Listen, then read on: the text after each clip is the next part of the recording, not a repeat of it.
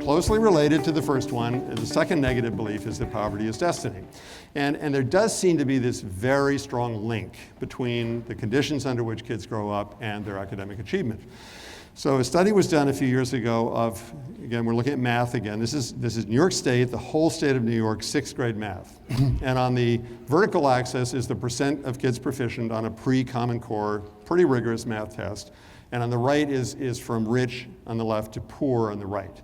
And you'll see that line is the line of best fit, the average, showing the percent of kids who do well in this test. And you can see that the poorer the kid, the worse they do, on average. Okay, so that's the sad situation.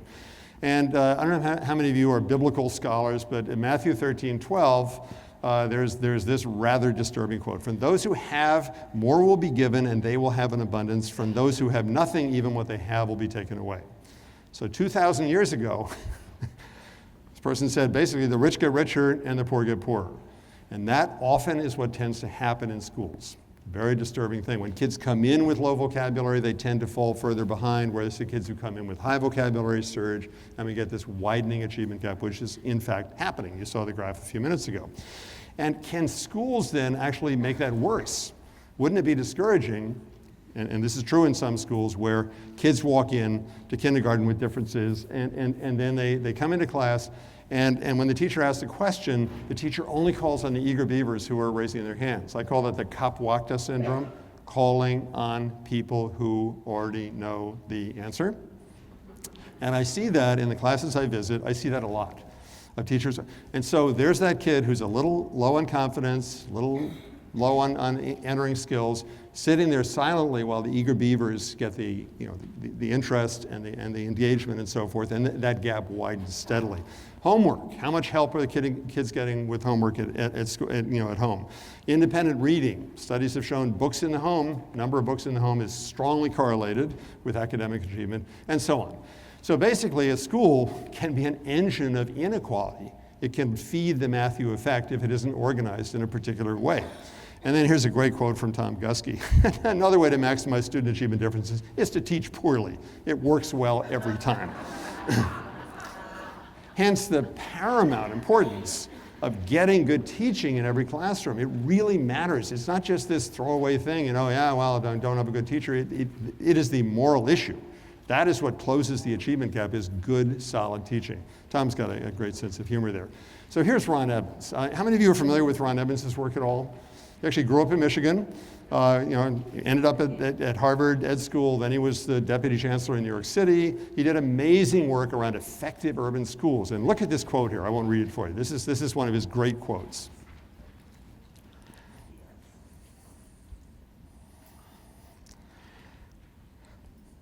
Now, I had the great privilege of studying with Ron Evans the year before he died.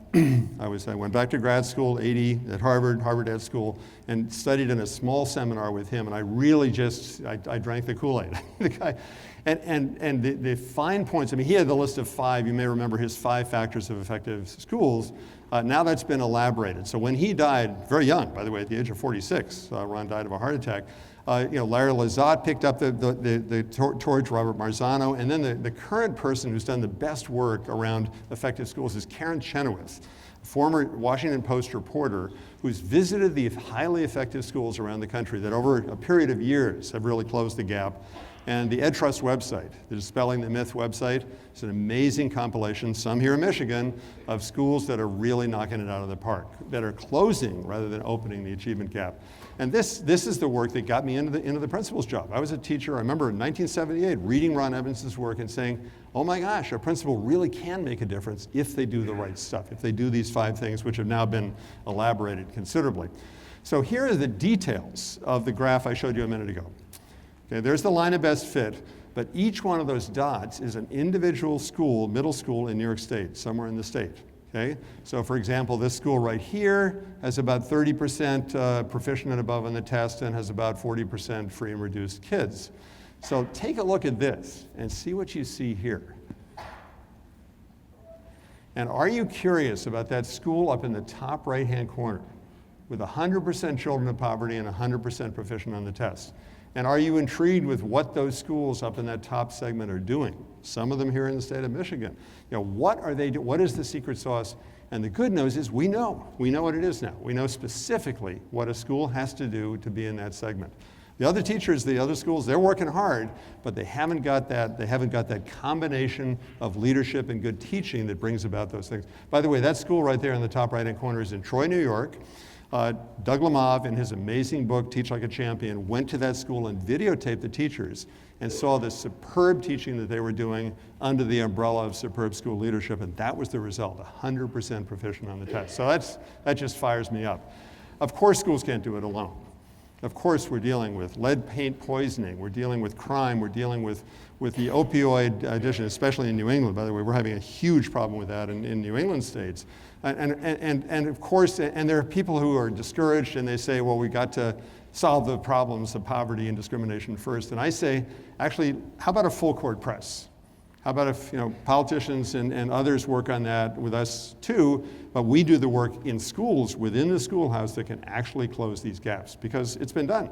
It's been done. This is one of Karen Chenoweth's book. It's being done. There are people who are doing it. People in this room who are doing it.